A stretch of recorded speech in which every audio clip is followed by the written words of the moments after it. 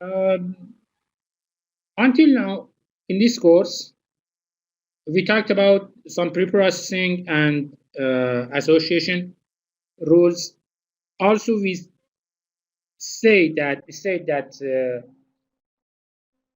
in machine learning, we have three different approaches. We can use unsupervised method, we can use supervised method, or semi-supervised method to learn. Okay. Uh, in chapter 8, we talked about classifications, algorithms. Classification is a stand for supervised learning. And now in chapter 10, we will talk about clustering. Clustering is a technique stands in unsupervised learning. So firstly, we will start with some basic components, and then we will continue the course with more advanced uh, contents. Okay. The first question is this: what is a cluster? If someone asks me what is a cluster, I will answer: a cluster is a collection of data objects.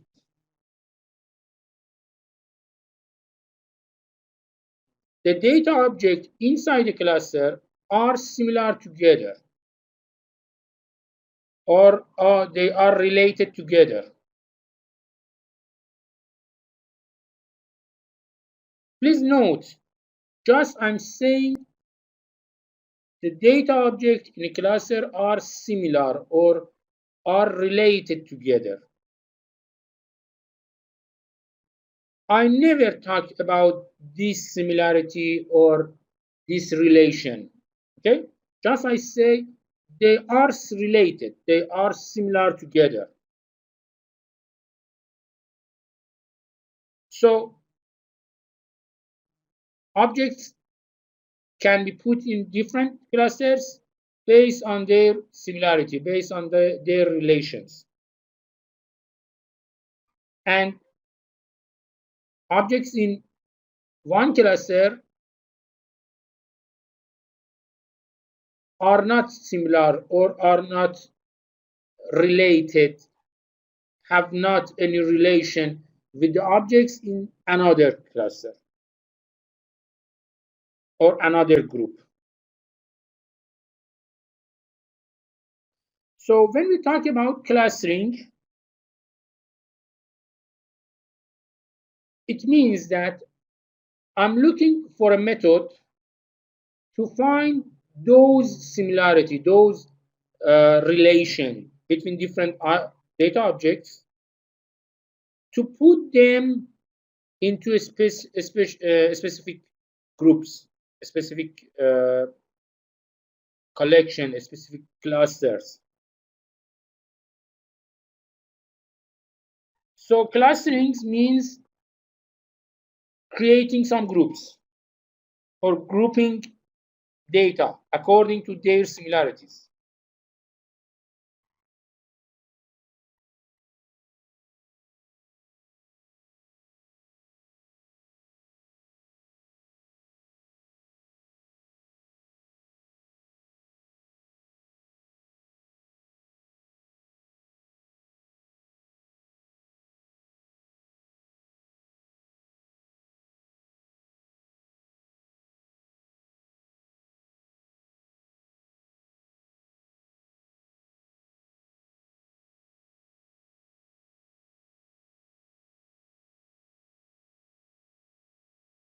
No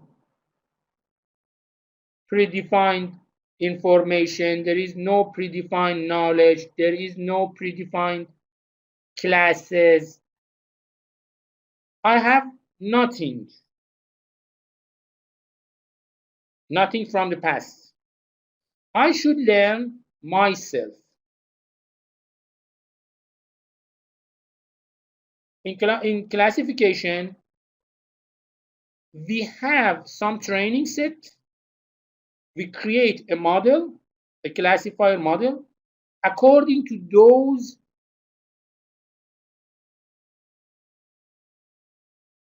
records in the training set. So I say classification is a supervised learning. Those records in the training set supervise me to create a good model, a good classifier. But here, in clustering, I have nothing to help me during learning. I should learn it myself. Okay? So it's more difficult than clustering.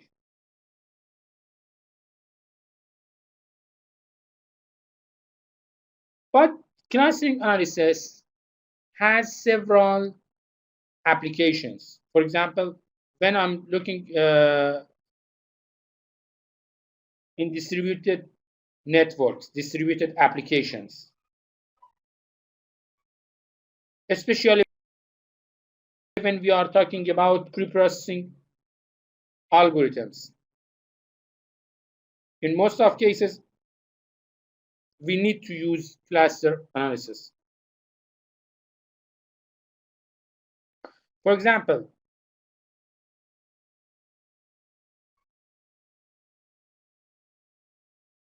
in biology,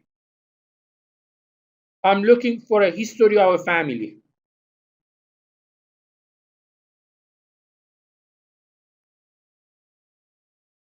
Taxonomy of living things, for example, in kingdom, class, order, family, genus, and different items. When I'm talking about information retrieval, how should I put different documents on the web into different clusters, especially in search engines? How should I classify the document? Basically, I have nothing.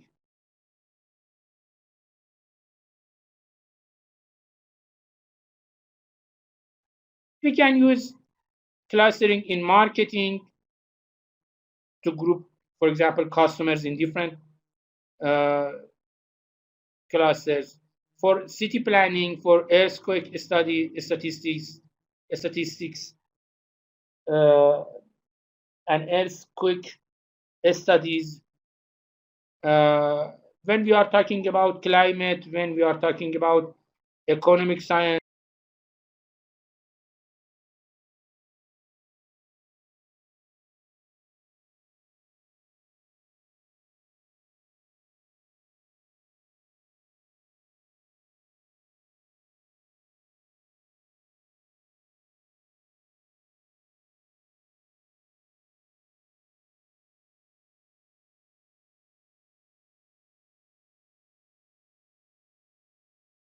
we used to anywhere. If I want to understand input data in a system, clustering can help me.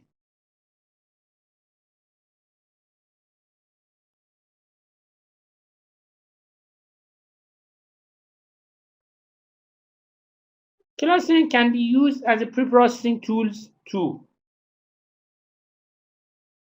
For example, clustering can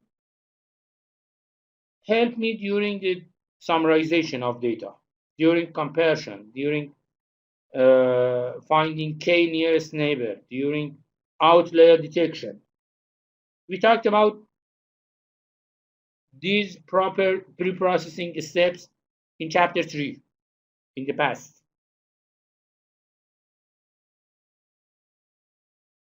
And in all of these tasks, I can use clustering. So clustering is a powerful tool during the machine learning, during the data mining. process. Okay?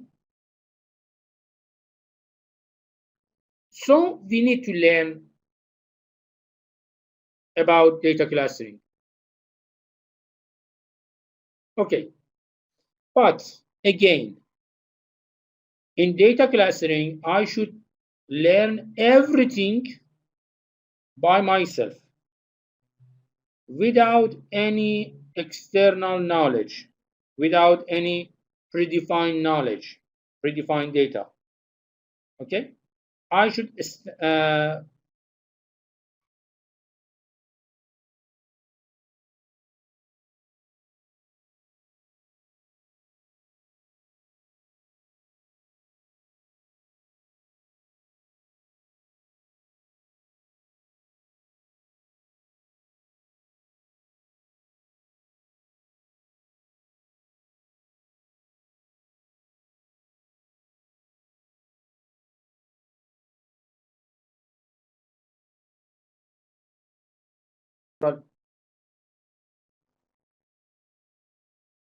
create groups, create collections, create clusters.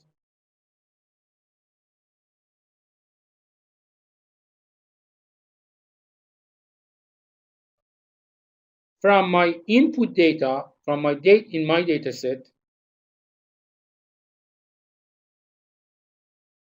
just upon my knowledge. So I should answer to some main questions. The first question is this: what is a good clustering method? Okay, I should answer some questions. The first question is this: what is a good clustering method? The answer is this: a good clustering method can produce collections, groups, or clusters with high quality clusters, high quality collections, high quality groups.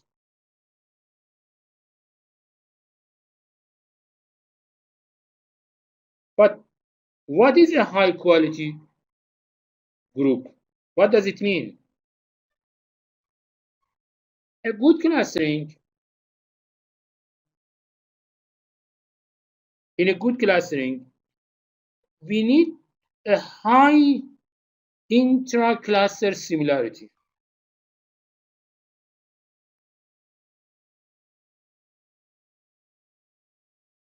So I should define a similarity measure and calculate the similarity between the items in a cluster.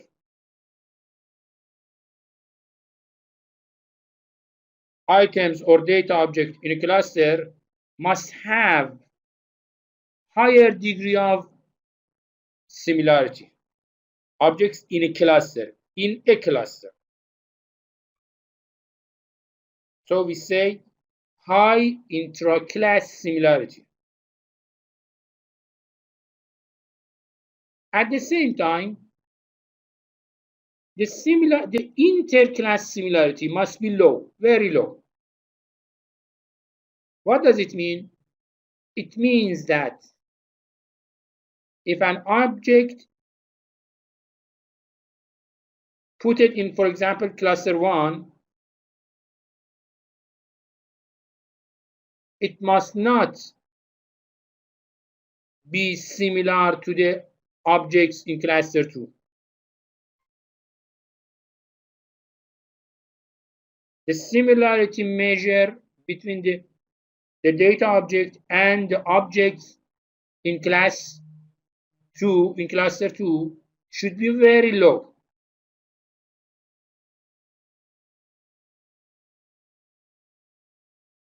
We called it low interclass similarity.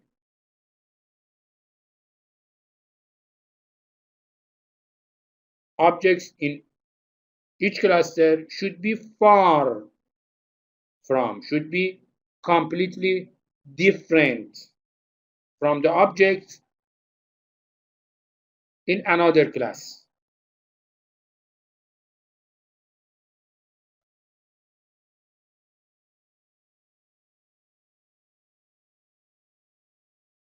This is the quality of clustering.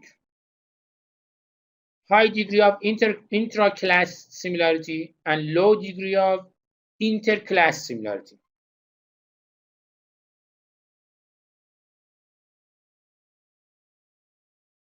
So we find a quality measure. We define what is quality in clustering, okay? So we need to define a similarity measure. Firstly, I'm using a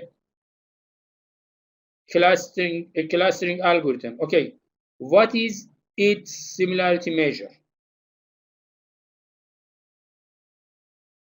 The similarity measure is very important. Also, implementation of the algorithm is important too. Also, in some cases, we have several hidden patterns, maybe hidden clusters in the data. I have no knowledge about the data. I have no pre-knowledge about the data. Okay? But a good clustering method should discover hidden patterns in my data.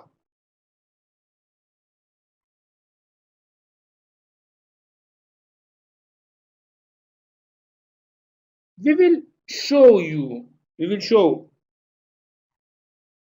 these items in this chapter. Okay, so firstly, I should talk about similarity and dissimilarity metrics. As we talked in chapter 2 and 3, in chapter 2 and 3, we talked about similarity.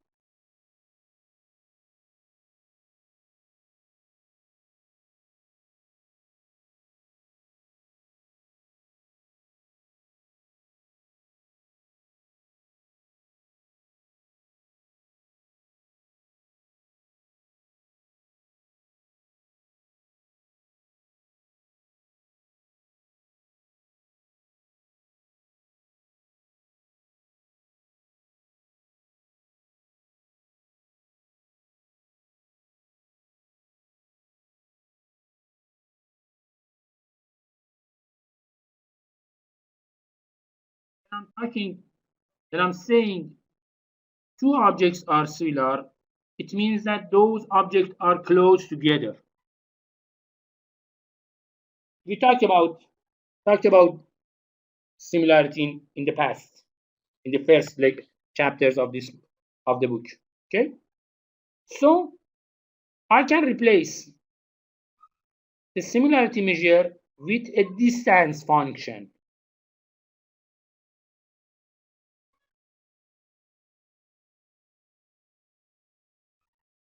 So my problem is to find the distance between two different data objects. For example, data object I and data object J. I should find their distances.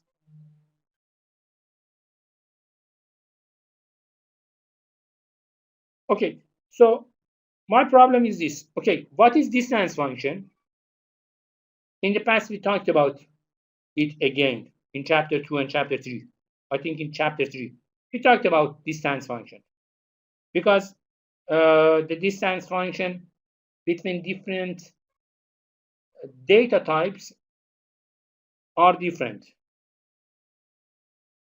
We talked about the distance function in the past for Boolean, for example, for Boolean data type, for categorical data type, for ordinal data type, for vector data type.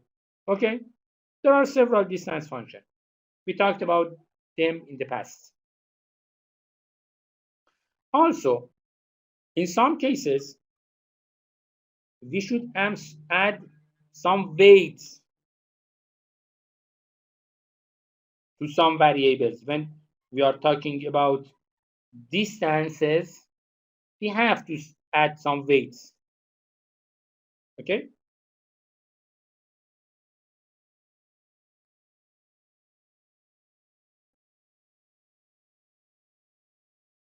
So until now, we can say, okay, we have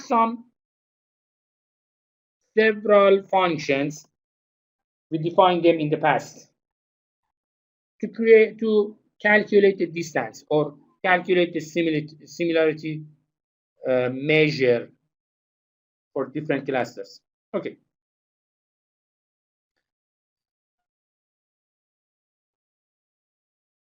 The next item was quality of clustering.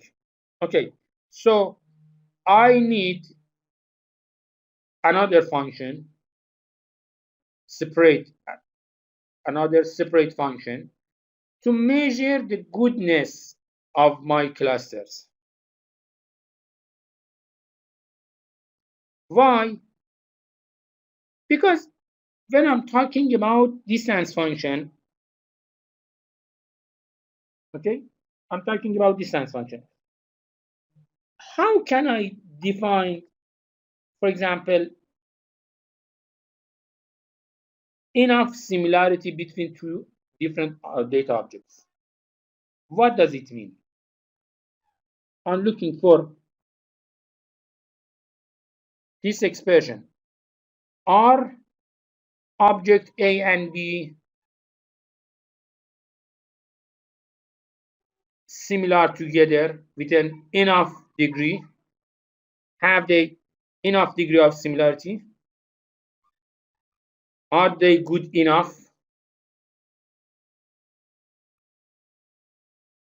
Look at these statements: similar enough, good enough.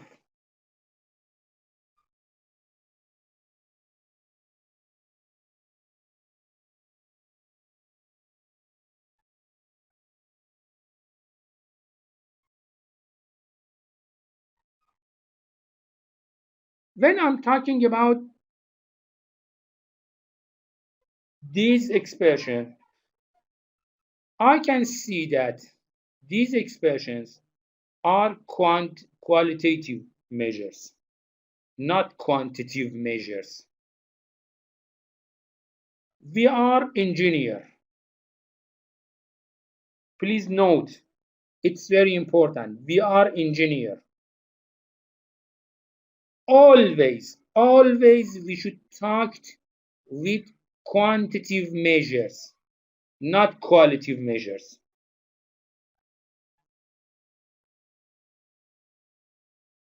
Because I cannot, for example, define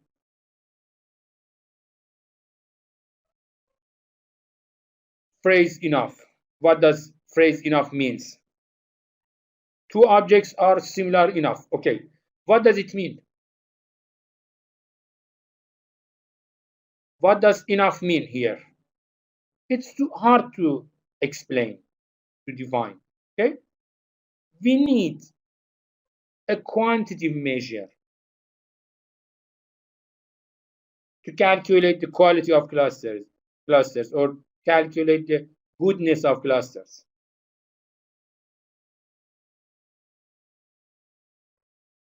So we need something more than a simple matrix. Okay. When we talked about clusters, we need to be clear about some considerations. For example,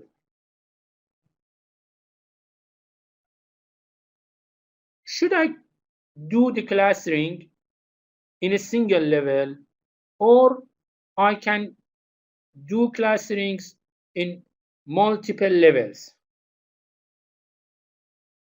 Can I use a hierarchical partitioning strategy, a multi-level strategy? Can I use? Maybe. In some cases, maybe. In some cases, may not. Okay?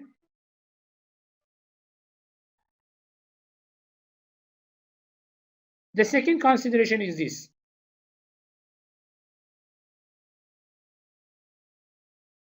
In some cases,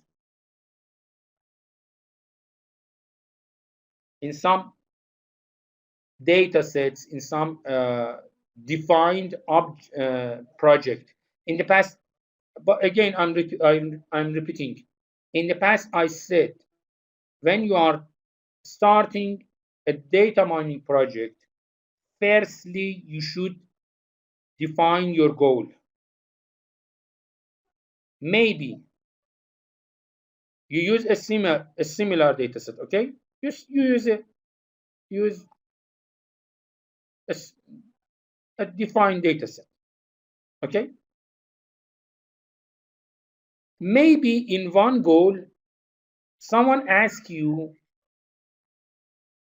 to put data in completely separated clusters. Each data object should be put in only one cluster. But I can define a second goal.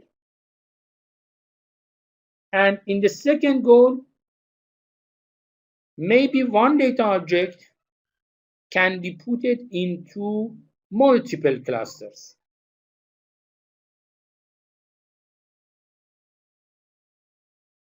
So when I'm talking about clustering, we should be clear about this.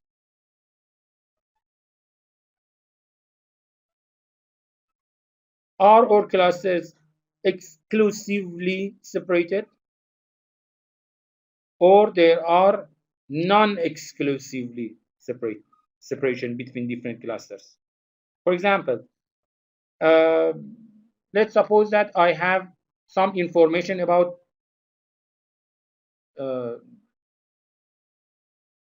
people in the university, okay?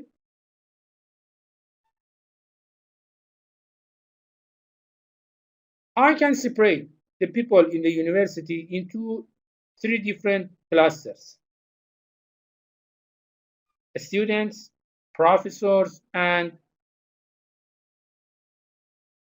some employees, university employees, okay? In this separation,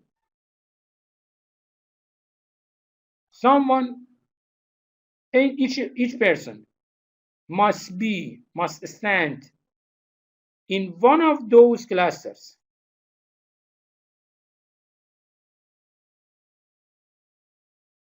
It means that a student cannot be a professor, okay, or cannot be an employee. This is an exclusive separation between clusters. But each person, for example, look at their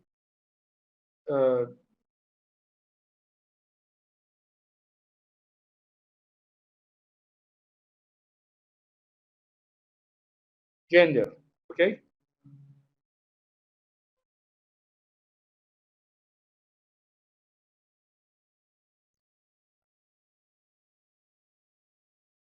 When I'm talking about gender, I can say, okay, a person can be male or female. So I can say, okay, a student can be male or a student can be female. A professor can be male or female. An employee can be male or female. In this case, I have a person who belongs to 2 different clusters, 2 separated clusters. The first cluster is employee type, a student, professor, or simple employee. And the second one is a clustering for gender, according to gender. This separation is a non-exclusive separation. When I'm talking, for example, about male people in a university or about female people in the university,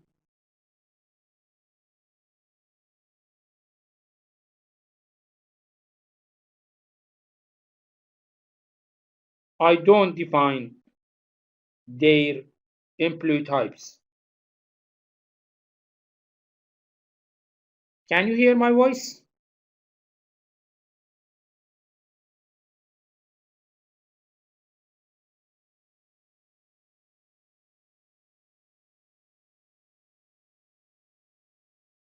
If you can hear my voice, please put a sign in the chat room.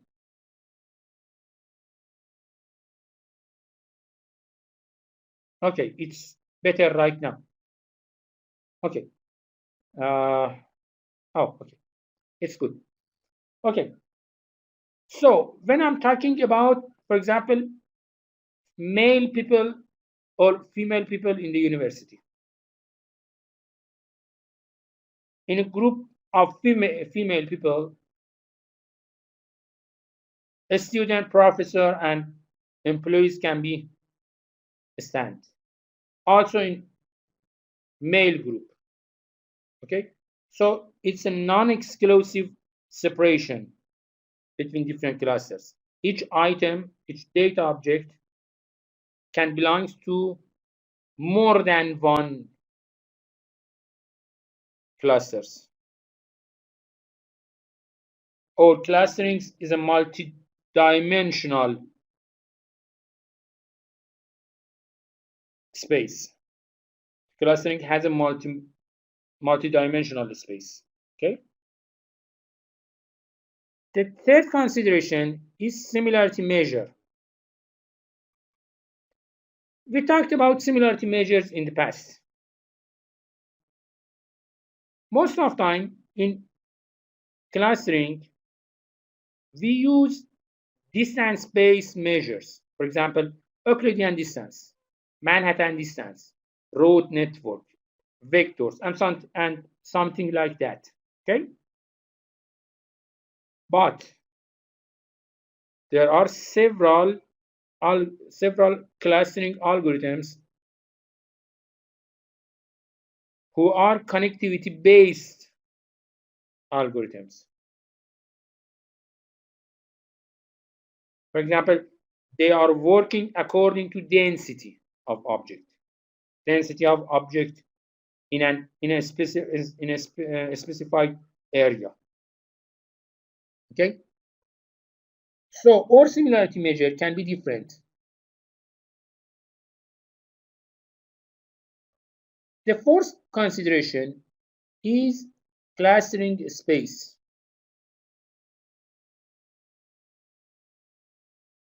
If our space or data space is small,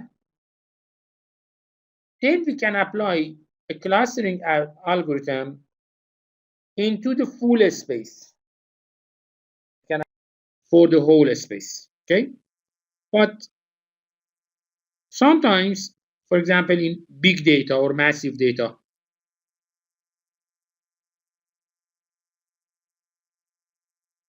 our space is very large. It's too large, so I cannot apply a clustering algorithm into the full space. I should create some subspace and then I can apply the algorithm on those subspaces. We should take care about these considerations. According to these considerations, we need some requirements. we have some challenges before applying the clustering. Okay. The first requirement or challenge is scalability. A good clustering algorithm should be scalable. What does it mean? It means that if I use a clustering method for a small data set, I should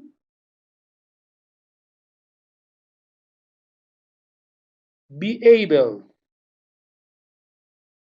to use that clustering method for big data sets too.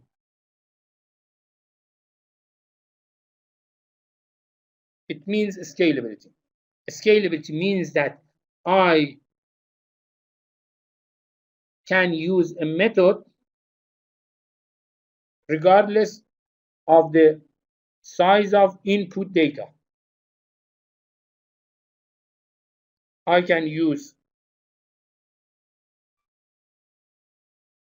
the algorithm for small size data or large size data.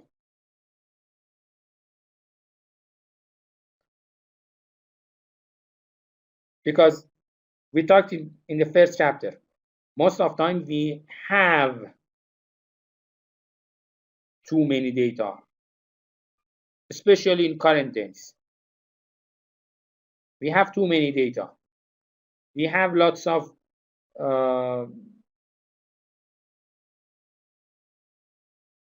big data sets, massive data sets in current days. Okay, so we need a scalable clustering method.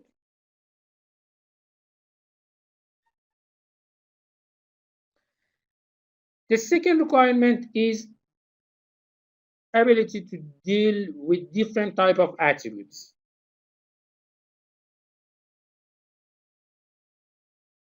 Again, in chapter 2, we talked about type of attributes. We said that according to the attribute type, I should use different similarity measures, different methods to calculate the distances. Okay.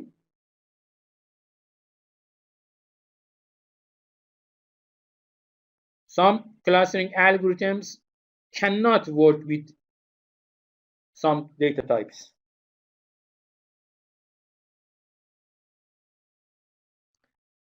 Some of them can, and some of them cannot. Okay. The third requirement is constraint-based clustering. It means that I should do clustering, but with some input constraint.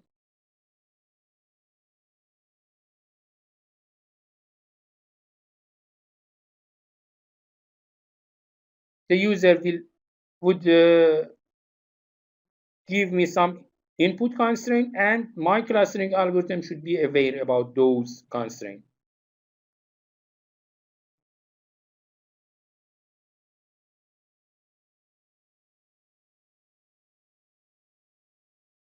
Okay, the user can give me some input constraint, and my algorithm should be aware about those input parameters. Those constraints can reduce the search space of a clustering method. There are other requirements too. For example, interoperability, usability, finding clusters with arbitrary shapes. It's very important because I'm not aware, I have no knowledge about the shape of clusters. It's very important. I cannot say, okay, all of the clusters have a sphere shapes, for example, a circle shapes. a rectangle shape. I don't know. A good clustering method should discover clusterings with different shapes, arbitrary shapes.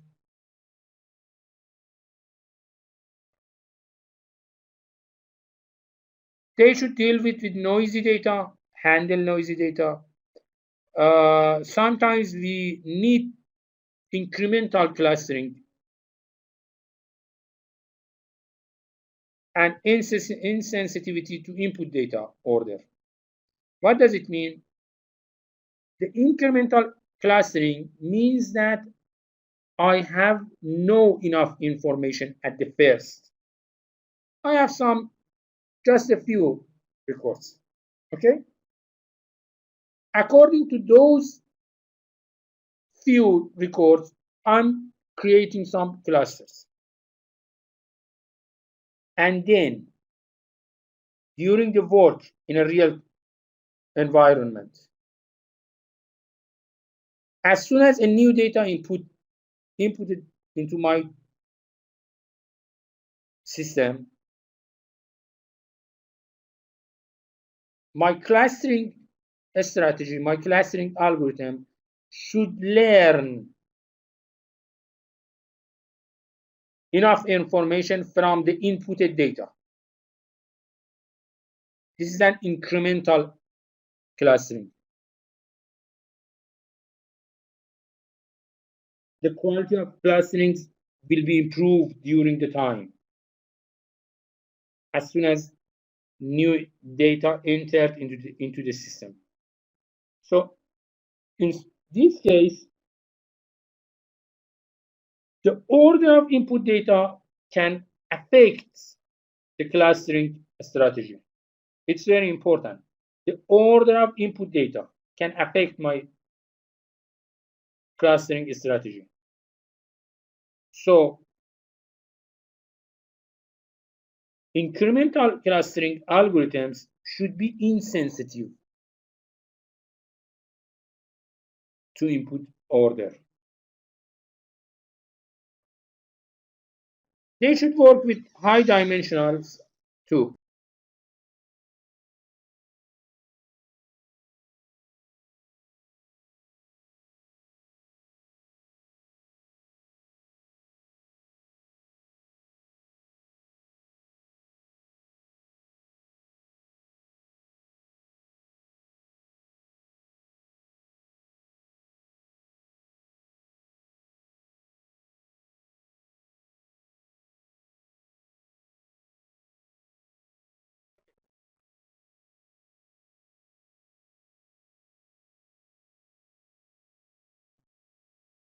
We have four different of clustering approaches.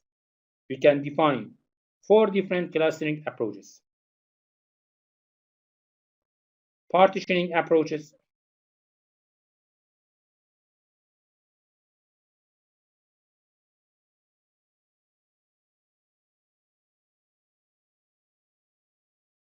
uh,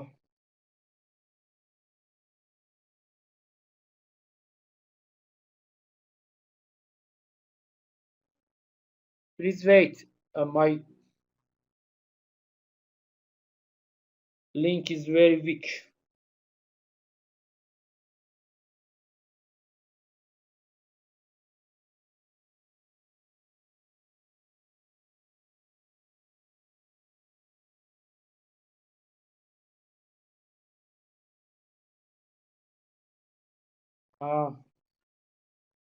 Still my link is weak.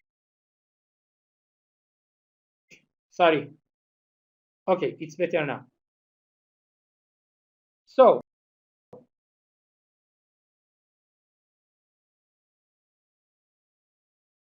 we have four different category of clustering methods. Partitioning methods, hierarchical approaches, density-based approaches, and grid-based approaches.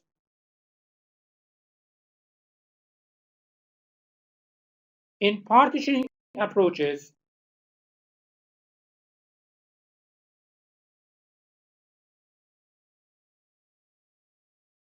we try to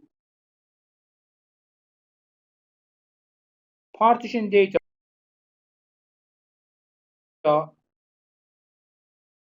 into several clusters